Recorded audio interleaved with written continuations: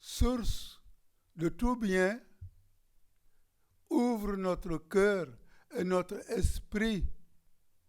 Ouvre notre cœur et notre esprit. Nous donne la volonté et la force d'accomplir le bien. Toujours accomplir le bien en utilisant tous les biens qu'il a créés et dont il nous a fait don. Cela, la jeunesse ouvrière chrétienne féminine et le conseil d'appui aux employés de maison l'ont compris. C'est pour cela qu'ils ont organisé une grande sensibilisation à la paroisse Saint-Joseph de Médina sous le thème de réussir intégralement ma vie de femme face aux réseaux sociaux. C'était le 16 juin 2023. Oui, votre émission Parole, Vie et Foi y était, car nous tenons en estime la sensibilisation, la conscientisation face à tout ce qui peut abîmer l'image de Dieu, créée en cette image de Dieu. La première intervenante, c'était Reine Marguerite Badiane. Elle a donné des conseils. Elle a sensibilisé les filles et les dames qui étaient là. Suivons. nan laa lay gërëmee yàlla ku xool sa morom kenn ku nekk fii ci ñun est-ce que bu dul woon yàlla dinañ fi nekk tey donc dañu ñëw ndaje yàlla, n'est-ce pas? Alors man personnellement je pense que c'est dommage mënuma jaabante parce que su ma jógoon di jaabante ci la affaire yi di gën a jàll mais dinañ bàyyi leen ma muñ tey toog. Donc dund bu yàlla nekkul mënul gaaw a sotti parce que ñaar rek moo fi am.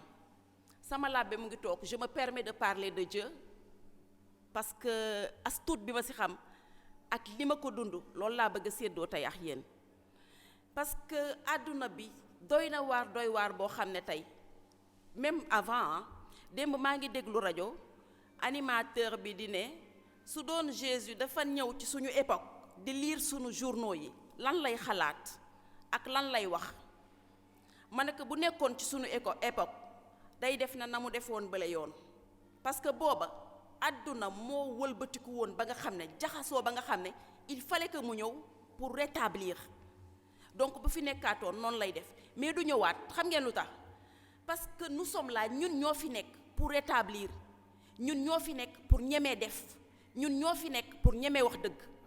Nee na réseaux sociaux yi il faut pas faire face comme a dit mon collaborateur, c'est ça non monsieur Fall? Nee na il faut faire face te li ngay jàkkaar lool mooy li nga war a xeexal wala li ngay doxal jàmm, n'est-ce pas? Donc faire face aux réseaux sociaux mooy jàkkaarloo ak xeex ba ca ne mooy li sama gars yi bëggoon def sànq réseaux sociaux bi xaw leen a dajji mais loolu ba su labbe bi la dama koy tëb.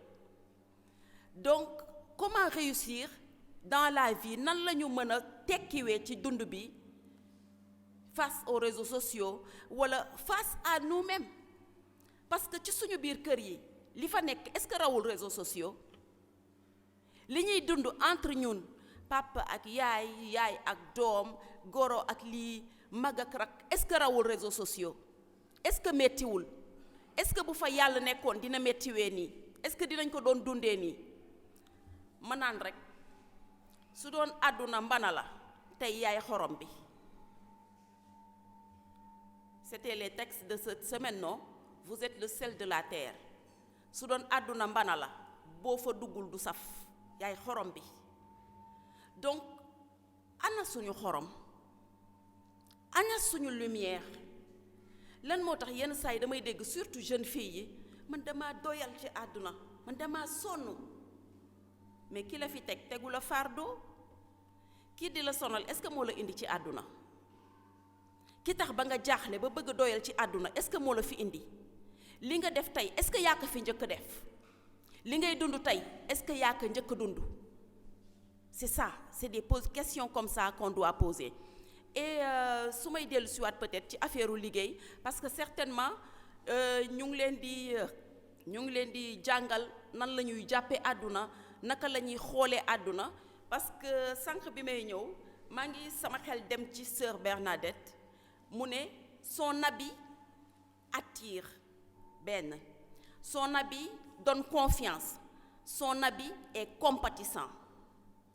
yére yi ngeen gis xëj na moo leen attiré ci biir association la ma sœur c'est une association voilà donc kóolute moo tax ñu daje fi ci ay diine yu jafe yu différent plutôt yu bokkul mais benn yàlla bi ñu gëm moo ñu fi boole tey man nag sama wax mënuma wax sans yàlla et je serai désolée mais comme ñun ñëpp benn yàlla bi la ñuy jaamu parce que gis naa fii beaucoup de femmes voilées et on en bénit Dieu ñu ngi ci sant yàlla di ci gërëm yàlla bu baax parce que àdduna méttiwul àdduna yàlla du diine en fait yàlla du diine ay jëf la donc sekk jàmm rek moo am solo te ci cofeel la ñu yàlla di seedewee xaw ma naka lañ koy waxee ci la ñuy jugewee donc amul kii moo dëkk fii kii moo dëkk fële kii mooy lii kii mooy non dañu fi daje parce que ay nit lañu dañu fi daje parce que dafa am lu ñu gëm parce que dafa am ko ñu gëm parce que dafa am lu ñu bëgg te li ñu bëgg tey mooy xanaa par la grâce du Saint-Esprit dalal xel yi changer seen vision seen xalaat ku fi yenn woon ba diis tey yàlla booy dem na nga yenneeku ku fi amoon ay xalaat yu ñaaw ci boppam dem ba yaakaar ne dootoo dara ci àdduna yàlla na ko yàlla soppi ku yaakaar ne dara baaxatul parce que sama âge dafa sori damay commencer màgget ñépp a ngi sëy bàyyi ma fi booy génne di dajeek am àllaaji bi bu ko defee nga dem ñefe ku fiy wër liggéey yàlla na ko yàlla may mais certainement ñu bari ci yéen ñu ngi liggéey mais naka ngeen di liggéeyee parce que liggéey dafa am àq de souvent nag ñun man maa ngi toog fii tey di wax ak yéen mais bu ma leen joxee sama témoignage ngeen xam ne àdduna jarul xëccoo jarul njëkkante man jànq laa doon def ma jàng samay parents motaluñu pour fayal ma j'ai arrêté école dem di jànkatu di fayeeku 35000 mu doy ma torop soxlawuma xaalisu kenn parce que kenn jàngalu ma maye ñaan donc ak 35000 yi tabax naa ci sax sama këru papa yi sama këru parents yi à Pikine ak 35000 ça veut dire que xaalis bi il faut que mu lew la nan ngay def ba mu lew la mooy danga koy lii xaalis kenn du ko débrouiller dañ koy ñaq démb rek laa koy wax sama doom parce que nee na ma may ma damay jëndi xaw ma lan ma ne ko demal nga dem jàngi commencé def ni man ndax xaalis kenn du ko débrouiller dañ koy ñaq da nga ciy sonn laa dama doon nelawan parce que dama mokkal sama yaram bi ba mu mokkuru mbax xaw ma nag kantiñ yeen moo ma ñeme suñu paree ñu ànd suñu kër dinaa la rakloo fobeere loola yéeg loola ci kaw baa yeeg kaw mur yi ngay raxas ba daw ku ma ñeme ah alors dama leen di dégg souvent ngeen di wax lii du sama droit lii du sama devoir fii duma fi yegg ak moom ci liggéeyukaay ba ma jógee ci mindaanu boobu noonu comme ñun fii Sénégal noonu lañ koy woowee wax bu naqari la nag quand même mais noonu la tudd mindaanu bu ma wàccee ba daje waa ñi duggoon ci bureau yi maa leen di dàq solu fuuf mais damay sol lu yiw mën ngaa jànkatu mën nga tollu ci sa génération mën nga dund sa dund xale bu jigéen di dugg même si bar ci boîte de nuit man j'allais tout le temps en boîte de nuit tout le temps presque chaque samedi ci boîte de nuit parce que vie boobu moo ma jaaxaloon su ma ñëwee damay aj sama chaise toog di leen xool mais su ma leen di xool dama leen di ñaanal yàlla te booba xale bu ndaw laa woon pourtant mais dama leen daan ñaanal yàlla pour yàlla woññi leen te xiir leen ci boppam su ko defee ñoom ci seen bopp ñu delluwaat di jëli ay nit foofu parce que loo dund témoin nga ci c'est-à-dire boo nekkoon mindaan ñu toroxal la def la ay mbir sonal la bés boo demee ba jóg ci da nga war a nekk un témoignage pour kenn kuy def mindaan te liggéey boobu neexu ko wala mu yàkkamti cee jóge. bu doon bureaucrate nga c'est la même chose c'est la même chose. donc ma jóge ci loolu ma dem di liggéey ci benn pâtisserie bu mag fii à la place. su ma yeewoo suba teel ba ñu demee bi may wax ak naar bi waxante nañu lu leer da ngeen di def lii yéen ñëpp yéen a koy bokk def des trucs comme ça. donc d'accord mais ba ma commencé man kott maa doon yor liggéey bi yëpp di ko liggéey ma di ko ñefe. su ma xëyee damay simmeeku sol sama blouse, ñaari blouse lay indi sol benn bi fomp kër gi ba mu set wicc duggaat ci biir sol beneen blouse ñefe ko. ndekete li ma doon def yëpp pour sama bopp la. tey nekkuma di weer sama bopp mais woy bi lay tagas. comment ne pas te louer? nan laa lay gërëmee yow borom bi yaa ma jëlee ci lii indi ma ci lee. te ma xamal leen yàlla tànk demoo ba misérable takk ci ban bi jaxasoo ci ba kenn du la xàmmee du la jox loxo. ku sonn lay jox loxo. kon sonnagu leen su dee gisagu leen yàlla rek sonnagu leen. kon jógaat leen. ñi fi découragé xaw ma anañu te bëgguma leen gis sax mais à compter de ce moment là nii may waxee jëlaat leen seen bant te jógaat. parce que bu ma ko jëlee référence ñun ci ñun Jésus daanoon na ñetti yoon parce que moom fi mu jaar la bëgg ñu jaar.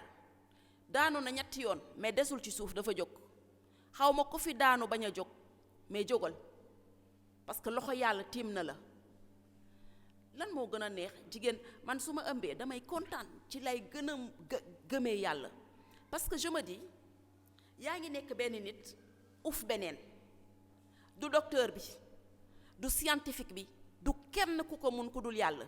ngay nelaw muy yaatal sa biir ngay nelaw muy defar sa yaram ngay nelaw mu lay may loo xam ne munu ko may kenn particulièrement góor. mu jël jigéen gas ko ba mu neex ko def ci moom lu bari. tey ñun ñu war a ëmb yor àdduna ñuy def nen ñaar ñee ana où sont les jeunes qui faisaient le théâtre là. jàpp nga sa morom ci loo xam ne baaxul nga ne fokk nga siwal ko. xamal nga nit loo xam ne boo ko waxeewee ci biti mu yàqal ko nga ne fokk nga waxe ko. est-ce que ñun ñoo gënuñu dee prisonniers yee? parce que en effet ci suñu biir xol ñu ngi ci tëj suñuy morom bañ leen a ubbil. on garde des prisonniers dans nos cœurs. pour lan la ñuy doyee soxoraay boobu te yàlla di ñu woo ci cofeel. est-ce que ku bëgg dina gaañ? yaakaaruma ko. donc ay bu la defee lii nga fayu nga def ko ba mu neex la parce que moomu la. nañuy daw yooyu. même ci sa biir xol saay boo demee pour engager ak benn nit ay xulloo wala ay yu kenn xamul booy dox ci yoon bi wala bu dee yaa ngi ci biir kër gi instant yooyu ngay dem rencontrer sa morom benn baat bu ndaw mu ngi wax ci sa xol bàyyil bul dem garaawul. mais bi gën a yaatu gën a bëri wax looloo tax yàlla ne ci Bible bi la porte de l'enfer est plus moo gën a ngande. porte du paradis et bouton aiguille la mais fexe leen jaar ci. parce que sooy dem pour xeex seytaane danaan la dóor ko parce que waru la yab moo kii da nga di moromam sa doom kese la wala sa yaay la na nga ko def lii.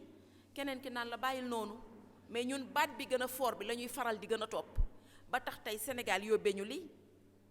parce que amul kenn kuy jàpp moromam semaine yi passé ku toroxul ci ñun ku jaaxlewul ci ñun ci ñàkk am ku la wax dëgg parce que dëgg moo fi jeex te c'est la vérité qui nous rend libre pourtant.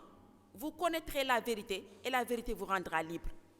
donc man tey ñu bari maa ngi leen di xool comme ay doom parce que ñu ci ëpp mën naa leen jur. alors donc maa ngi leen di ñaan ngeen jógaat yor seen bant te doxaat parce que fii tey je me dis ku fi ñëw yàlla moo la fi woo te am na lu mu la nam ma defal am na lu mu la bëgg a jox am na lu mu bëgg a yee ci yow am na lu mu bëgg a teg baaraamam pour gaañ la pour loolu dañ ci yow te yàlla na ko defee noonu parce que nee na là où 2 ou 3 sont rassemblés en mon nom je suis au milieu d'eux. fu ñaari nit daje di wax ci sama tur man yàlla damay nekk ci seen diggante. kon yàlla nañu fees fii dell te woññuñu te xiir ñu ci boppam ndax Sénégal mën a neex ndaxte à l'époque de Moïse, Moïse ou Abraham mon père, la prière du juste, Abraham dafa plaider pour le peuple de Dieu moom kot et Dieu su desee woon que 20 justes est-ce que di nga ñu baal yàlla ne ko waaw pour 20 justes dinaa leen baal waaw comme moom xam na ne dëkk bi dafa metti woon mu ne ko waa mais su desoon 5 justes nag mu ne ko waa pour 5 justes dinaa leen baal mais lan moo tax ñun defuñu loolu lu tax tey duñu def ay groupe même pas ay groupe parce que groupe yi moom macha allah mais ñu fexe di ñaan ci jàmm d'abord ci suñuy kër parce que je me dis li ci société bi suñu kër yi la commencé tey bu ñu demee bay toj université di toj dëkk bi di toj àdduna c'est parce que suñu biir kër yi la ñu commencé toj parce que ku defarul këram du defar mbedd bi donc mbedd beeg biir kër yi moo feebar moo tax mbedd bi moom hospitalisé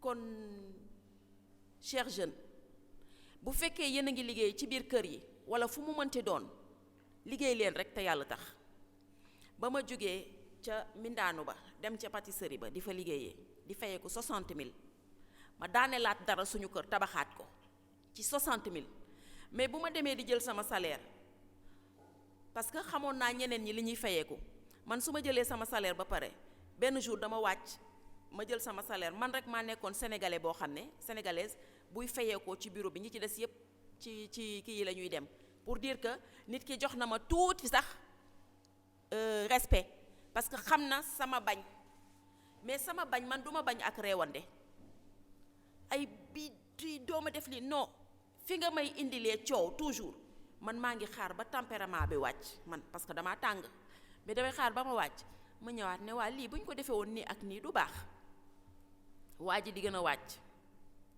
donc bu ma fayeen benn bés may wàcc di ñibbisi di dellu si waat ci biir pâtisserie bi ma ne Saint-Joseph man tam sonn naa ci xaalis bu tuuti bii di mais bon nekkuma ci sa tool ci toolu borom bi laa nekk nekkuma ci toolu naar bi ci toolu yàlla laa nekk xaalis boobu barke def naa fa 17 ans damaa xëy benn bés rek di dem Malenfant di fa def ay adoration yu kenn xamul et ça m'est venu comme ça ma ne damaa bëgg a arrêter liggéey mais am na ay coow yoo xam ne yàlla bu la si dugalee c'est pour t'élever daf lay yéegal fu gën a sori ci boo nanguwee parce que du ci lépp la ñuy coow donc bi ma commencé loolu ñëw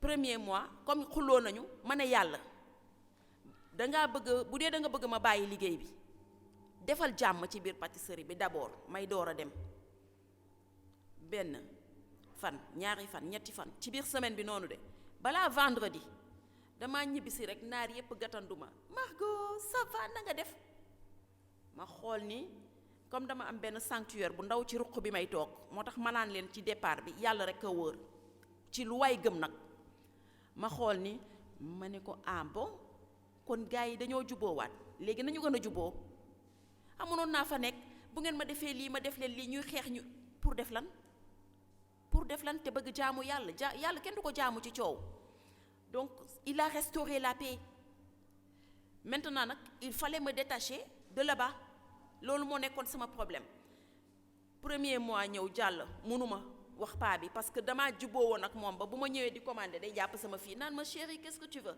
ci koo xam ne boo ñëwoon di commander da lay dàq ne ma demal bugguma la fi gis chérie qu'est-ce que tu veux ma ne nangam ak nangam mu commandel ma ko moom ci boppam indil ma ko ma jël bi quand il fallait quitter ma delluwaat Malenfant def adoration ak yooyu tu vas quitter ma ñëw ne ko ah mu fay ma ba pare ma wàcc dem ba si digg bi mel ni dara moo ma yëkkati rek delloo ma dellu ne ko ah boss man dama bëgg a bàyyi liggéey de mu ne bàyyi liggéey ndax lan ma ne ko mais parce que man def naa fi 17 ans mais aw ma sax 5000 francs à la banque la justice de Dieu dara dàqu ko ma ne ko aw ma 5000 francs à la banque mu ne ah bon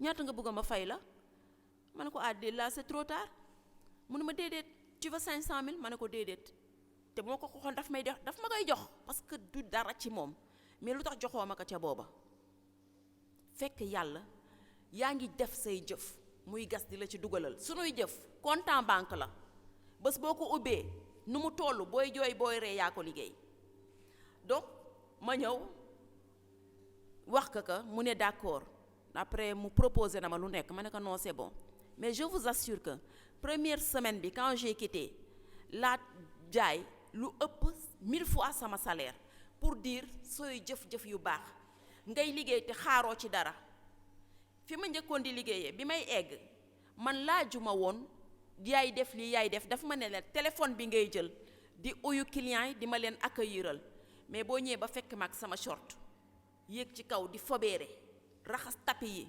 moom benn jour daf ma xool mu ne ma yow est-ce que lii laa la sant mais man du ma toog di xool sama morom jànq jël liggéeyu kër bi yépp di ko liggéey man ma solu ba bañ teg la samay tànk mu toggal ma defal ma yépp jox ma lekk ma teg la samay tànk ne téléphone bi moo ma fi indi du noonu ngeen di defee lii rek la ma sant ñaata néeg nga am ñaata doom nga am ñaata lal moo nekk sa kër est-ce que jar na ko su dee am nañu ko fiy def bàyyi leen ko te liggéey rek te yàlla tax parce que ci loolu noonu sacrifice laa ko tuddee te ci sacrifice boobu amul sacrifice buy nul ci biir sacrifice boobu la yàlla di fekk ndamal la defal la loo xalaatul tey maa ngi dëkk ak ñoom mais ñoom gis nañu sama liggéey maa ngi koy ñefe yàlla di ma ko yónnee parce que dafa am lu ma ko lebaloon dañ naan yàlla boo ko lebalee xaw ma wis mu fay la taw c'est à ça que je vous appelle des entrepreneurs ay nit yoo xam ne dañu am vision mais sa vision fu muy commencer ci nangu du nangu nag ba dofee parce que pour man même bu dee da nga nekk ci kër di liggéey ñu di la toroxal sax boo naree faj sa soxla doo ko faj ci ay mer ci ay xëcc sa kanam ba kenn du la xàmmee kenn du la ñemee wax dara non c'est dans l'amour que tout se passe man Noël da daan jot pour liggéey kër boobu noonu damay teg samay siwo ndox def ci ndox bu tàng ak def ci yu kenn xamul pour rien que pour pâtisserie bi des permanemment propre est-ce que maa ko moomuma ko du coup benn jour paa bi mës na ñëw sax fekk ma toog taxaw ci kaw banc yi nii parce que man yenn affaires yi duma ko nangu te dinaa ko xeex mais lépp ci leur plus grand respect de l'autre laa koy defee toog ci kaw banc yi dajale sama collègue yi waaye yow Marco lii noo ko mën a defee xaw ma lan ma ne leen fii actionnaire laa fi actionnaire moo koo xam ne dafa teg xaalisam nga teg xaalisam ngeen bokk ko mu lay jox actionnaire laa foofu parce que su pâtisserie bi suñu amatul xaalis man dootuma fayeeku après damay chômer donc suñ ko jàppul ba mu baax dañuy chômer fi ngay liggéeyee boo fa deful sa doole su kooku fayeekuwul yow doo fayeeku su kontaanul si yow liggéey bi du sottiwul da ngay di nga lekk xaalisam mais du baaxkee quoi je veux dire du baaxkee donc maa ngi leen di ñaan ci góorgóorlu te comme li ma wax ci début bi dund bu yàlla nekkul néew ma du sotti de mais day yéex torop parce que gàllankoor yi mënuñu ko dox sans yàlla c'est avec moi que vous aurez la force sans moi sans yàlla ñun amuñu benn doole pour xeex ak li ñuy jàkkaar lool parce que seytaane moo koy neex mu dugg léegi ci sœur bi maax moom ñu fight fii bu kenn ci ñun amul xel fii la ñuy xeexeex yu métti alors man nanguwuma moom mu dugg ma man wala mu dugg ko moom may xeex ak moom alors lii ñu suñu ndaw yi woon sànq ci biir théâtre bi nii ñu doon def sànq defe naa c'est à éviter et je pense que dina yee ñu bari ci ñun parce que mu ngi yàq lu bari encore mu ngi yàq lu dul jeex ci ñun teg luñ koy doyee comme li mu wax sànq mën nañ ci xool ay cours de cuisine jàng ci defar gâteau def ko ci biir réseaux sociaux yi mais nag attention ba pare ma ne la livrer ma cake nga livrer ma cake boo xam ne macha allah dëgër këng wow kong ni xeer après réseaux sociaux yi ci seen bopp kenn dootu fa commandé buñ fa passé aussi également suñuy commande nar koo jaay buñ ko jaay bu ko nit ki recevoir na mel ni yaa ngi taxaw ci wetam parce que da nga ko jaay qualité mais buñ ko naree jël di ci def ay ordure war di ci nax nit yi tamit du am njëriñ kon vraiment maa ngi ñaan yàlla kenn ku nekk ci ñun à commencer par moi suñu fi jógewee ñu am ñuy projeter lu gën a mag fii ñu toll nii découragé pour man découragé man du ma découragé en fait parce que fu mu gën a méttee rek foofu lay naan xëj na yàlla mu ngi ma jege et foofu lay jëlee occasion wu waxtaan ak moom te sama waxtaan ak moom yàlla sunu xarit la nee na je ne vous appelle plus esclave dootuñu ay jaam mais ay xarit lañu donc su ma amee samay facture mu nar maa jommal damay ñëw ma ne ko gos facture baa ngi de mënuma si dara commande yi daanu ma jaay fay facture yi école xale yi dama leen nar a inscrire maam fayaguma de inscrire guñu xale yi nu ñuy def commande yi daanu ma dem fay en fait c'est la confiance wóolu bi ñuy wóolu yàlla ba mu ne kii jaam bi wóolu na ma ba nga xam ne amul lu muy def te duma ci woo fu ma woo ma wuyu ko ba yenn saay sax ci ay caaxaan nii damay waxi caaxaan sax mu nekk on doit avoir une relation intime une relation de père en fils ou en fille avec Dieu parce que comme disent les musulmans yàlla li mu am bari na ba nga xam ne jaam yi rek la ko yéene suñ ko ñaanul ku mu koy jox dañuy dee demaat foofu fekk ka fa fii la ñu bëgg a teralee te amul lu ñuy def ba yàlla duñu teral amul mais dafa am yoon il faut que nga def éblème comme ni ñu koy waxee il faut faire sa volonté il faut savoir s'abandonner yàlla man souci bii mënuma ci dara loo ci wax bàyyil ko moom moo ne damay séddoo seen fardeau li ngeen yennu man damay ñëw waxul et puis ñun sax dañ koy laaj li mu ñu waxul parce qu'il a dit damay séddoo seen joug seen fardeau dama koy bokk ak yéen ki la wax day bokk ak yow sa fardeau est-ce que daf la wax dama koy dindi il n'a pas dit daf koy dindi dafa ne daf koy bokk ak ñun ça veut dire que dina metti boo xam ne moom daf koy bokk ak ñun tey nit jaaxle na fi parce que macha allah xaw ma macha allah lañ koy wax xaw ma ndeysaan ëmb na te bëggu ko woon nga jaaxle loolu fardeau la bokk kook yàlla malgré tooñ nga ko puisque ñun ay bàkkaarkat lañu dañuy tooñ dañ koy baalu ne ko kaay ñu bokkoo ko mu gàddulu la ko nee na la si ñun celui qui veut me suivre ku ma bëgg a topp na yenn croix wam croix dafa diis dafa oyof est-ce que big booy gàddu la di dox c'est parce que dafa diis moo tax mu ne ñu yenn croix bi léegi maintenant est-ce que loolu ñun dañ ko war a def fardeau wala dañ ko war a fab ak yàlla te jaamoo ko parce que am na situation yoo xam ne yàlla daf ñu koy teg pour ñu xàmmee ko pour ñu xool ko wala bu la ko tegul woon sax amaana heure bii yenn saa yi da nga gis nit feebar tëdd ci lal di jooyantu man lan laa def yàlla mais kii dee lan la def yàlla ba yàlla rey ko ki nekk ci hôpital yi lan la def yàlla ba yàlla tëddal ko ci hôpital yi ki amul tànk di direeku lan la def yàlla ba yàlla génnee ay tànkam yooyu yëpp ñun duñ ko xalaat mais on se focalise sur nous-mêmes man dafa am lu ma def yàlla moo tax may dund lii sama dund bii dee sax moo ma ko gënal mosuma ko wax te dund naa ay guddi yu métti mais mosuma xalaat dee mosuma découragé sax su ma ko duggee ci sama néeg di ko xalaat ba nit dugg si su ma gestoo damay ree dama lay sourire parce que du yaa ak man ak keneen ki la ak yàlla te keneen kooku sëgëm moo ma ko teg man dama koy diis yàlla su dee dafa am lu may boole nit yàlla laa koy boole duma ko booleek nit ñi su ma koy booleek nit tamit dama koy wax nit boo xam ne daf may delloo ci sama xel daf may naan bul defee nii defeel nii moo gën c'est-à-dire defeel nu baax li ñu moytu ngay xeex nit armé la ngemb la ba nga baax ne ma demal def ko ñëwoo ak man ñu xeex ñu dem ñu yàq sama kanam man ma ñëwaat toog wër na loolu donc ñu góorgóorlu bu baax jéem a dund cofeel parce que ci biir cofeel lañu yàlla di seedewee nan ngeen bëggantee woon ak seeni morom comment vous vous êtes comportés comment vous vous êtes aimés les uns les autres est-ce que tu as été le responsable de ton prochain et le prochain c'est pas le chrétien c'est pas le catholique c'est pas le musulman le prochain c'est l'autre ci biir Bible bi yàlla waxuñu prochain bi chrétien la sa keneen ki l'autre sa morom waxul chrétien la l'autre rek la wax ça veut dire li mu sàq lépp nit yi mu fi dekk ci àdduna yépp donc le livre de la Genèse nous apprend que Dieu a créé toutes choses bonnes. Dieu a créé toutes choses bonnes. Après avoir créé le ciel et la terre et tout ce qu'ils contiennent, Dieu vit que tout cela était bon, même très bon. Il créa l'homme à son image et à sa ressemblance.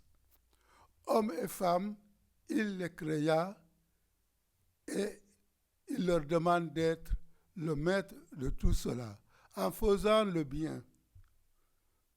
Dieu créa toutes choses bonnes. Oui, Dieu crée. Les hommes fabriquent. Les hommes fabriquent, font des découvertes, des inventions. Mais comme il y a le diable, il y a risque et opportunité dans tout cela. Comme dans le nucléaire, comme dans le numérique. Abbé Roger Gomis, ce jour-là, nous en a fait largement part. Suivons. Vous partagez quelques éléments sur les réseaux sociaux. Réseaux sociaux, ñun ñëpp dañ ciy waxtaane, mais il est important de connaître ce qu'on appelle les caractéristiques des réseaux sociaux. Lan moo tënk réseaux sociaux justement. Et puis boo demee ba comprendre les caractéristiques des réseaux sociaux, comprendre derrière lu ñu tuddee en français les logiques sous-jacentes, maanaam ban logique moo nekk derrière. Voilà lan moo tax réseaux sociaux justement di fonctionner noonu. Alors bu ngeen jëlee au niveau des caractéristiques dinaa leen ci jox ñett caractéristiques trois caractéristiques. C'est d'abord au niveau du fonctionnement. Booy dugg ci réseaux sociaux yéen ñëpp xam ngeen ko, vous connaissez tous les réseaux sociaux parce qu'aujourd'hui tous les portables sont formatés ainsi. Booy jënd sa portable sax ils ont déjà téléchargé ou mis en place les applications. Donc booy dugg ci réseaux sociaux yow yaay am sa profil. Da ngay am sa profil nga joxe renseignement yëpp, sa tur, sa sant, sa âge, tes centres d'intérêt, ainsi de suite. Boo ko amee di nga mën a entrer en relation avec d'autres qui sont dans ce réseau et puis vous pourrez partager des informations, des contenus. C'est généralement ce que vous faites. Vous savez bien le faire. Mais li ngeen dul def mooy prendre le temps de lire li nga xam ne moo tënk réseaux sociaux boobu, maanaam les conditions. C'est tellement long que du ngeen ko lire yëpp ngeen accepter rek parce que da ngeen yàkkamti. Et puis bu ngeen demee ba ci biir mu am ay situation li nga xam ne da leen di lor. Donc il est important bu ngeen di dugg ci réseaux sociaux yi ngeen def attention sur conditions d'utilisation yi. Et puis ngeen am seen profil. Alors en mettant en place votre profil bàyyi leen di jël réseaux sociaux yi di ci def ay profil yu nga xam ne du yéen. Y en a qui mentent sur leur profil. Da ngay gis que nit ki n'a même pas encore 50 ans, il met son âge 100 ans.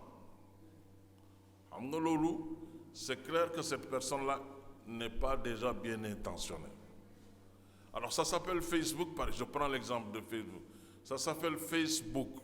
Face mooy sa kanam, livre bi nga xam ne yor na seen kanam yëpp. Mais da ngeen di jël kanamu muus ngeen remplacer ko ak seen kanam. Pour naan da ngeen di protéger seen bopp.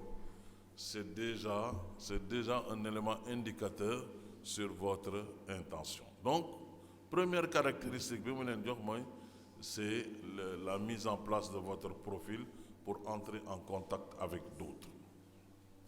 Deuxième caractéristique, c'est les mécanismes de recommandation et de viralité.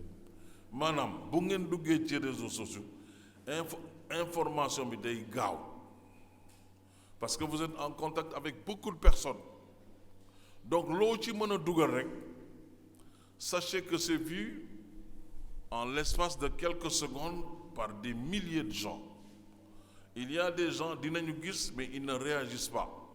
Donc bu ngeen toogee di yaakaar ni ce sont seulement ceux qui ont commenté qui ont vu ce que vous avez balancé, eh bien vous vous trompez. Il y a des gens qui regardent mais qui ne réagissent pas, qui regardent et qui ne réagissent pas.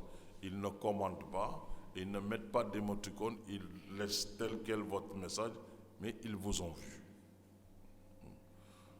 Et il faut donc faire très attention. te bu ngeen ci duggee tamit am na yenn centre d'intérêt yu ngeen di développer. Vous savez, peut-être que monsieur Ndiaga Fall pourra revenir là-dessus en wolof mooy lu ñu tuddee algorithme. Je donne un exemple. ngeen dugg ci réseaux sociaux yi ngeen nekk foofu di seetaan ay film par exemple nu ñuy ñawee yére walla comme yenn film saay-saay voilà ngeen di xool film yooyu. Alors les algorithmes qui sont derrière, plus vous regardez ces films-là saa yu ngeen duggee ci réseaux sociaux bi rek loolu la leen di njëkk a présenté mooy nekk première proposition. Donc ku leen topp dina xam ni kii lii moo ko tax a jóg derrière buy dem ci réseaux sociaux yi. Donc booy dugg ci réseaux sociaux yi da nga war a xam li ngay def parce que nit ki aussi je crois que ku nekk ci ñun am na li nga bëgg am nga sa bëgg-bëgg am sa ambition. waaye yow boo duggee ci réseaux sociaux rek c'est pour xool ndax am na ay dàll yu rafet wala di seetaan ay film saay-saay wala di pour jokkoo ak ñeneen yenn xeeti jokkoo yooyu donc il faut faire très attention. Troisième élément, c'est les stratégies d'influence. xam nga lu ñuy tuddee influence en français maanaam nit ki da ngay dem ba changer comportement changer ko influencer ko da nga koy influencer. Je ne sais pas si vous avez suivi, il y avait des élections qui s'étaient passées aux États-Unis. On avait accusé la Russie d'avoir influencé les électeurs ba Trump gagné. Parce que tout simplement à partir des réseaux sociaux mën nañ leen manipuler. xool leen suñu jamono bi à l'heure actuelle il y a tellement de messages qui sont balancés boo deful attention doo mën a ràññee dëgg bi ak li nga xam ne nekkul du dëgg daal voilà c'est pas vrai. Et donc vous pouvez facilement être influencé parce qu'aujourd'hui quelqu'un peut venir ici il nous filme on est en train de parler mu jël vidéo bi dem changer décor bi mu teg ñu ci beneen décor mu créer beneen mouvement et puis on va dire que nous on était ici dans cette salle en train de faire autre chose. Donc il y a des mécanismes d'influence derrière les réseaux sociaux qui peuvent impacter sur votre comportement. Donc bu ngeen deful attention aussi loolu mën na leen réeral mën na leen tax jot ci li nga xam ne moom ngeen yaakaaroon am ci réseaux sociaux. Donc ça peut avoir des effets néfastes au niveau de vos attitudes aussi comme au niveau de vos opinions parce qu'il y en a yu nga xam ne saa yu ñu gisee benn photo ci réseaux sociaux dañuy jàpp ni dëgg la alors que derrière dafa am montage yéen du ngeen gis montage bi ngeen jàpp ni lii mooy dëgg et c'est dangereux. Gis ngeen par exemple l'histoire qui se passe récemment au Sénégal avec ces gens qu'on voit tirer. Pour d'autres ay Sénégalais lañ mais pour certains ce sont des Sénégalais tandis que pour d'autres c'est pas des Sénégalais donc il faut savoir faut faire très attention parce que souvent derrière vous n'avez pas les outils qui vous permettent de pouvoir déceler le vrai du faux. Il faut faire très attention. Or pour ça il y a des applications yéen da ngeen di nekk Google tout le temps mais même à partir de Google am na ay fonctionnalités yoo xam ne bu ngeen jëlee benn photo bu ngeen ko ci dugalee di leen ne photo bi fan lañ ko jëlee kan moo ko njëkk a publier ak ainsi toutes les informations requises pour savoir si c'est vrai ou faux. Donc il faut savoir faire très très attention. Les réseaux sociaux ont un impact significatif sur votre comportement. Gis ngeen amoon na ay jamono ñun tay ñun nekkoon xale dafa amoon ay téléphone fixe. Je crois que maintenant il y a beaucoup moins de téléphones fixes. Boo demoon booy woo nit ki da ngay xaar soit mi ngi tu te dis bon il est en train de manger bu ma ko ooyee léegi dinaa ko jot mais léegi avec les smartphones que vous avez là nit ki boo ko woowee boo ko jotulee sax nga mer ah yenn say on prend même pas le temps de saluer l'autre hein. On pense que voilà la personne doit être là tout le temps. Regardez aujourd'hui tout le monde est connecté bu ngeen amul crédit sax ngeen bëgg a rey seen bopp dina leen jaral sax ngeen sàcc xaalisu jàmbur pour am am connexion xaalis bu ngeen am rek dugal ko ci connexion. Alors bu fekkee da ngeen di jël chaque jour 1000 francs pour def ko ci connexion 1000 francs pendant 30 jours ça fait 30 000 hein. Vous avez vu combien ça peut faire d'argent au bout d'une année? te xaalis boobu mënoon na xaj fenn parce que réseaux sociaux bi moo tax parce que vous voulez toujours être connecté, vous voulez avoir des informations, vous voulez voir ceci, vous voulez voir ceci, vous voulez parler à tel et puis lu ñu dul wax sax il y en a qui pensent que ils peuvent trouver un mari à travers les réseaux sociaux. C'est des histoires qui arrivent mais c'est pas très très souvent. Donc bu ngeen fi nekkee di jàpp jël seen xaalis bi yëpp di ut jëkkër wala jabar ci biir réseaux sociaux bi bu yàggee du ngeen tabaxle ah gis ngeen dégg ngeen madame Correa li témoignage bi mu fi joxe à partir de 35 000 francs demoon na ba tabax kër. Aujourd'hui fii ku ci nekk fii bu ñu defoon évaluation bu tuuti ci xaalis bu ngeen di jël pour jënd connexion je crois que mënoon ngeen def comme madame Correa di ngeen ci am 35 000 ba tabaxal seen bopp kër wala sax jëndal sa bopp benn machine mën nga xam mën ngay utiliser pour defar ay galettes ay bonbons ay biscuits yi ngeen mën a jaay pour am xaalis. Donc nañ ci bàyyi xel. Alors bu ñu jógee ci caractéristique ak logique yu nekk ci suuf aujourd'hui tendance yu gën a bëri ci réseaux sociaux yi mooy c'est des petites vidéos aujourd'hui.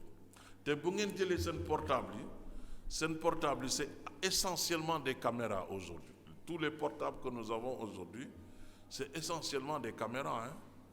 C'est-à-dire que aujourd'hui mën nga teg sa portable dugal ko sa poche sax dafay am na ngay bës tuuti mu jël benn film di la filmer.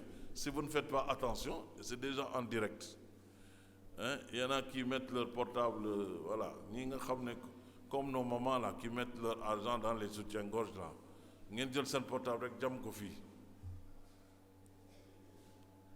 hein. Comme vous êtes tout le temps connecté la touche va jusqu'à mettre une vidéo en direct xam nga loolu erreur la mais il se trouve que c'est déjà parti. Donc la tendance aujourd'hui c'est de faire des petites vidéos, de courtes vidéos, soit en direct, ainsi de suite et autres. Et favoriser aussi des discussions instantanées hein, en privé, des chatbots. Maanaam mën naa bëgg a waxtaan ak frère Martin wala Célestine ñu nekk foofu ñun ñaar hein ñuy connecté. Donc ça c'est des tendances actuelles hein. Vous pouvez trouver ça avec Facebook, Instagram. Vous avez vu même nos mamans au marché là léegi dañuy WhatsApp rek ah waaye vocal ma foofu daal vocal même les mamans léegi dañuy WhatsApp rek ah c'est très pratique mais après ça peut avoir des incidences hein.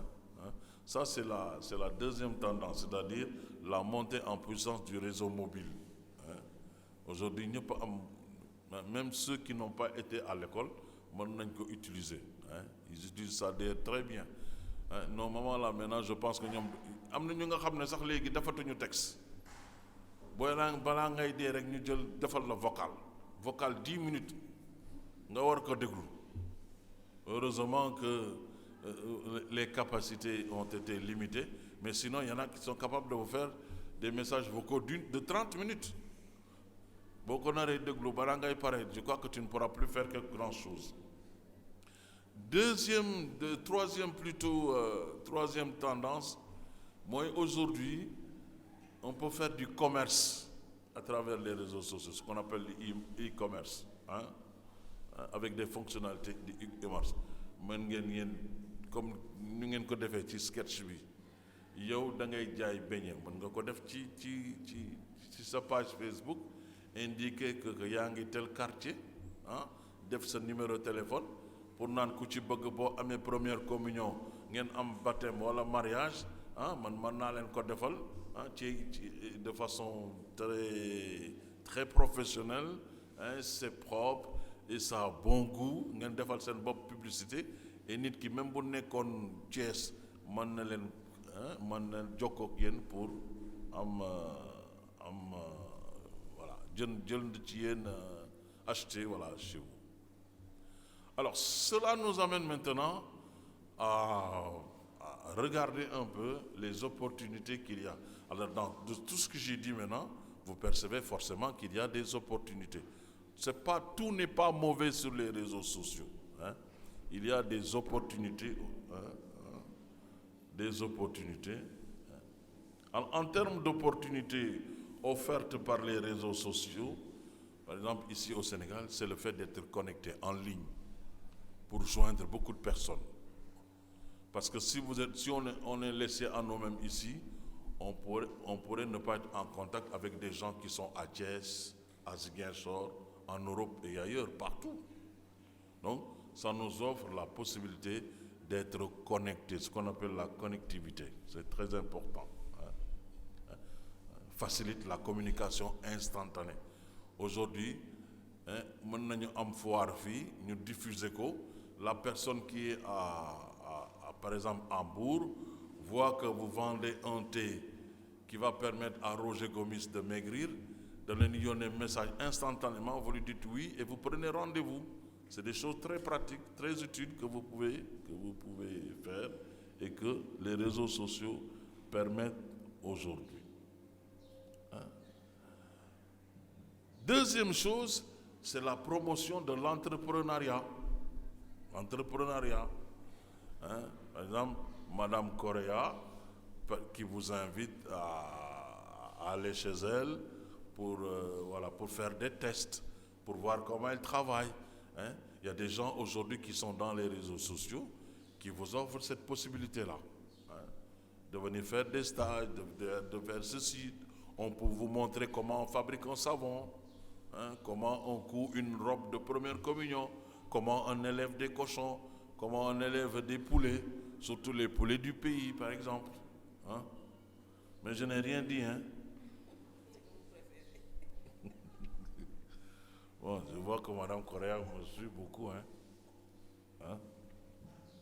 Donc ça c'est important.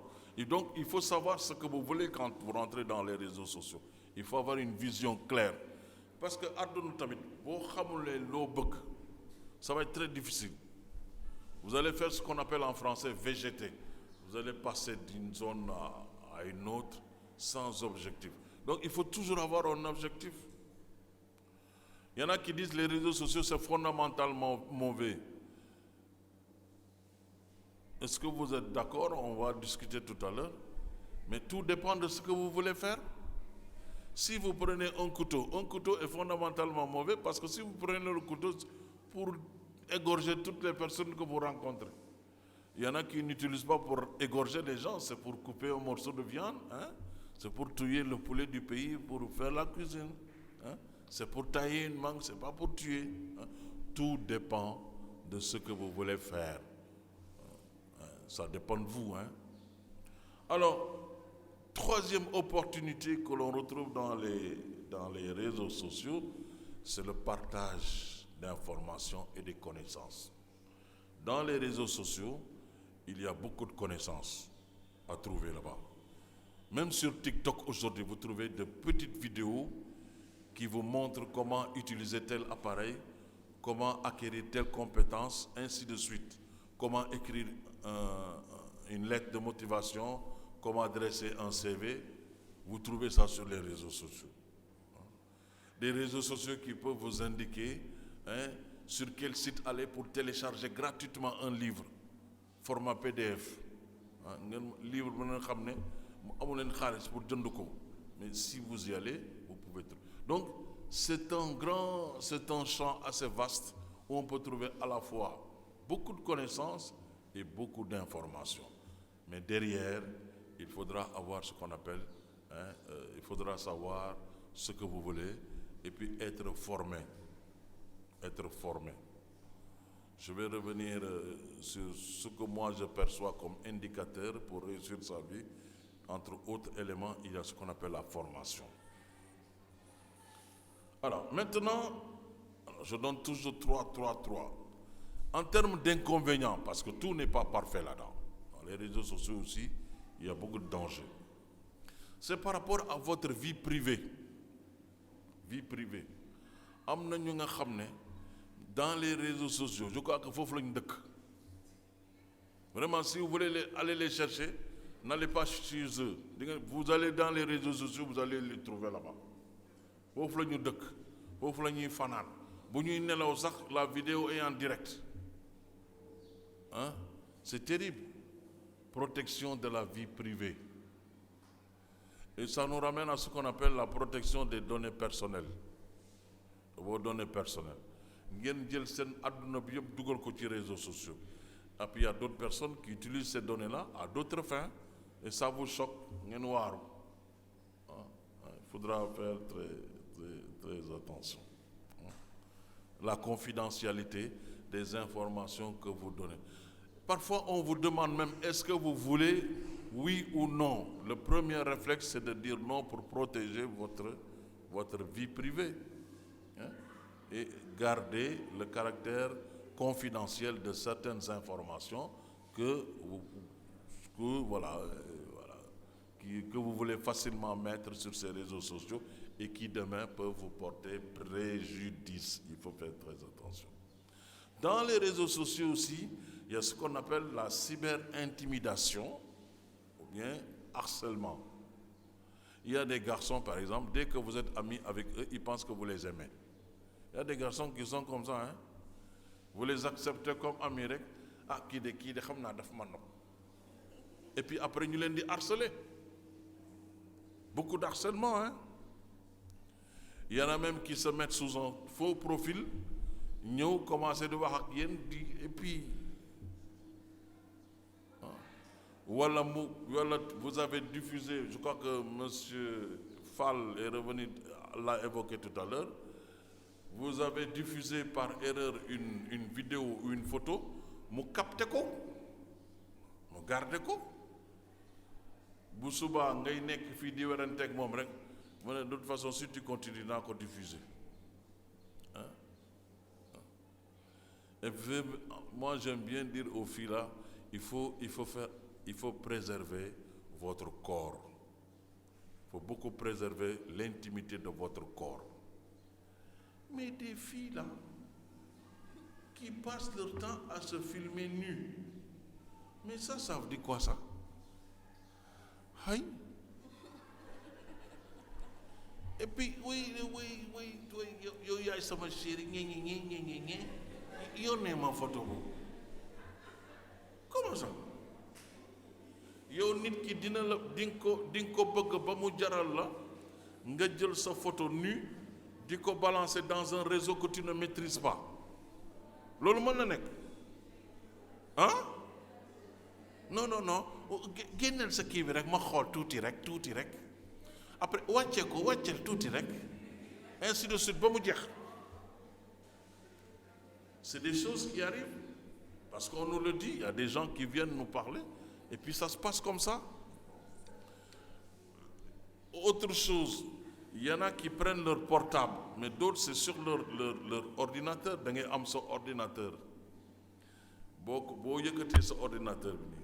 Les ordinateurs aujourd'hui ont des caméras embarquées. On a benn caméra bu tuuti ci kaw. Mais quelqu'un à distance, s'il a déjà utilisé votre ordinateur, il peut l'allumer à distance. parce que da ngay egg sa néeg tu es à l'aise, tu te dis bon fii sama néeg la kenn nekku fi, vous enlevez votre vêtement tout nga nekk foofu di manière, la personne vous a filmé bu suba. Donc il faut faire très attention, très attention.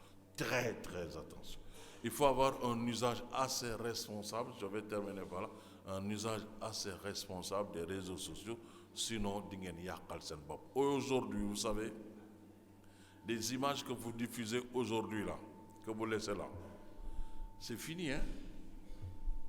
Après on va vous dire, bon, oui, vous pouvez extraire vos données, mais quelqu'un d'autre a déjà enregistré,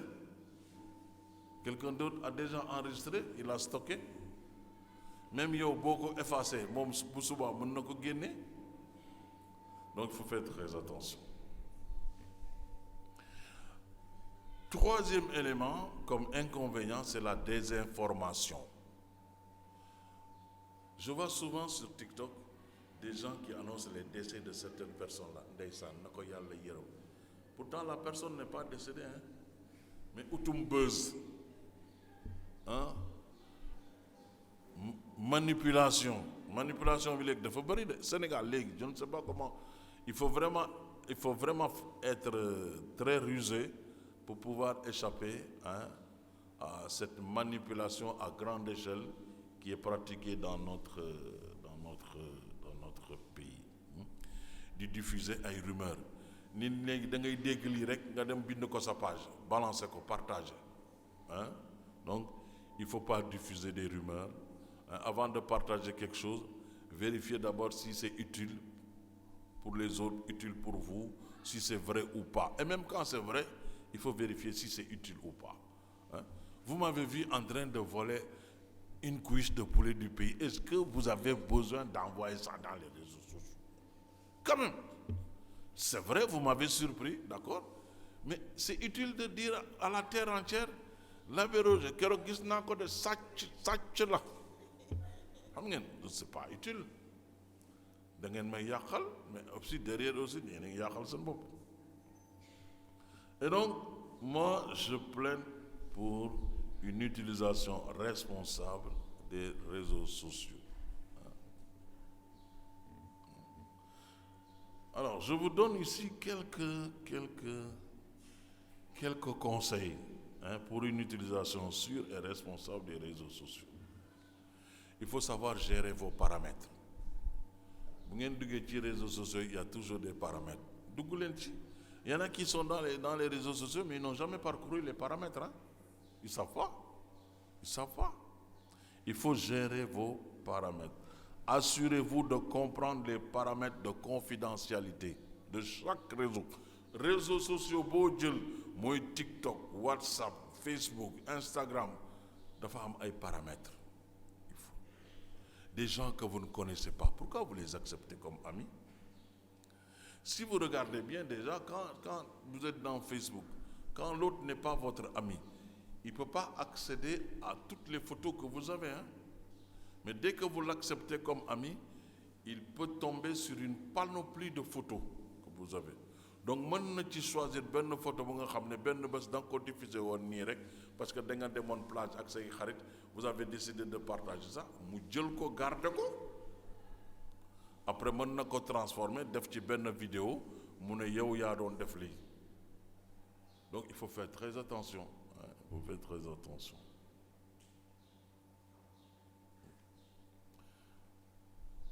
Il faut limiter la visibilité de votre compte. Limiter la visibilité. Ça veut dire que vous dites, eh bien, ceux qui verront mes publications, c'est uniquement les gens que je connais. Mais dafa am ni nga xam ne bu ñu duggee ci réseaux sociaux yi yaataa yumbe rek waaw dañoo bëgg a siiw ba jusqu'à ça c'est pas possible. Soyez sélectif dans vos connexions. Da ngeen di choisir nit bu ngeen xamul jarul ngeen di ut ay way j'ai 3000 amis 3000 amis yooyu ñi ngay waxtaanal c'est peut-être 3 ou 4 ou 10. Non man am naa sama compte bi 5000 amis. Mais boo demee ba am benn compte ba nga xam ne tu mets là-bas des publications pour montrer ce que tu vends, ça c'est important. Mais si c'est pour des petites discussions là, am naa 5000 amis te yow balaa ngay connecté c'est une fois tous les 6 mois. Ba pare tu mets là-bas des photos, des vidéos de toi, ainsi de suite. Surtout quand vous avez vos enfants. Protégez vos enfants aussi, hein, ne les mettez pas dedans. Et puis je termine par là, soyez conscient de votre temps de passage dans les réseaux sociaux. Vous ne pouvez pas passer toute la journée sur les réseaux sociaux. Quand même, à un moment donné, vous vous déconnectez. Vous passez à autre chose. Sinon, vous allez subir ce qu'on appelle la dépendance. Il y en a qui sont dépendants maintenant. Si nous connectez au rec, nous mérite. Alors pour terminer, je peux vous partager 5 critères qui peuvent vous aider à indiquer votre niveau de réussite. Parce que la perception que nous avons de la réussite peut varier d'une personne à une autre. Mais il y a des critères qui peuvent nous aider à apprécier cela. Première chose, c'est la formation. L'éducation et la formation. Être bien formé. C'est là que je salue l'initiative de créer ce moment d'échange. Il est important d'être formé. Si vous êtes sur les réseaux sociaux aussi, il faut avoir une bonne formation. Il faut accepter de vous faire former. Et vous les filles là, battez-vous pour avoir une bonne formation. Et quand je dis une bonne formation, c'est pas aller à l'université, c'est pas aller faire, mais voilà, que personne ne vous domine dans ce que vous savez faire. Voilà, c'était tout pour votre émission. Nous disons grand merci à Reine Marguerite Diatta et à Abbé Roger Gomis et à vous, amis téléspectateurs. Merci de nous avoir suivis. Rendez-vous est pris pour dimanche prochain.